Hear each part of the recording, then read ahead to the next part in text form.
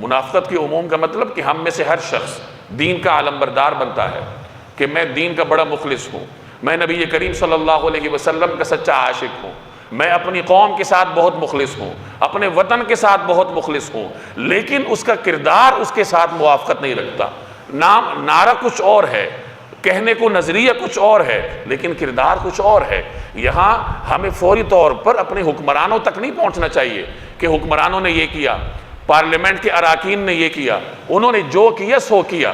میں یہ سوچوں کہ میں کیا کرتا ہوں، میرے بس میں جو ہوتا ہے کہ میں اپنے وطن کے ساتھ وفاداری کروں، کیا میں وہ کرتا ہوں؟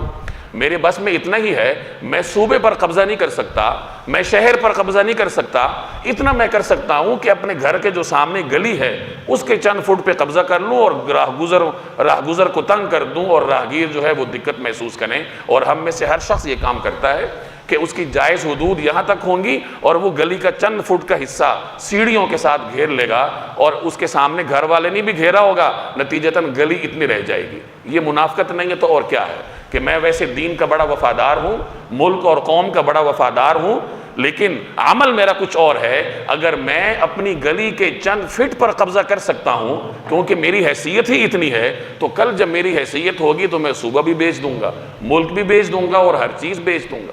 اسی طریقے سے اگر ہم تفصیل میں جائیں گے، میں اور آپ اپنے ہر عمل کو دیکھیں گے تو ہمارے ہر عمل میں یہی طرز عمل نظر آئے گا کہ نعرہ کچھ اور ہے، نظریہ کچھ اور ہے، لیکن عمل کچھ اور ہے۔ اور ہمارا یہی عمل اور نظریے کے تضاد کا نتیجہ ہے کہ آج دنیا میں مسلمان بہت سارے ہیں، تعداد میں بہت سارے ہیں، ہنرمند افراد مسلمانوں میں بہت ہیں، دولت مند طبقہ مسلمانوں میں بہت ہے، لیکن بنی اسرائیل کی طرح خس و خاشاک کی حیثیت رکھتا ہے۔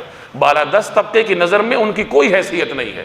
میں نے بنی اسرائیل کی تاریخ آپ کو اس لیے سنائی کہ ان کی تاریخ کے تناظر میں ہم اپنی تاریخ کو دیکھیں کہ وہ کس طریقے سے تنزل کے گڑھے میں گرے، تعداد میں بہت تھے، ہنرمند افراد بھی بہت تھے، دولت بھی ان کے پاس بہت تھی۔ وہی صورتحال ہماری ہے کہ تعداد ہماری بہت ہوگی، دولت مند طبقہ بھی بہت ہے، لیکن دنیا میں ہماری عزت نہیں ہے۔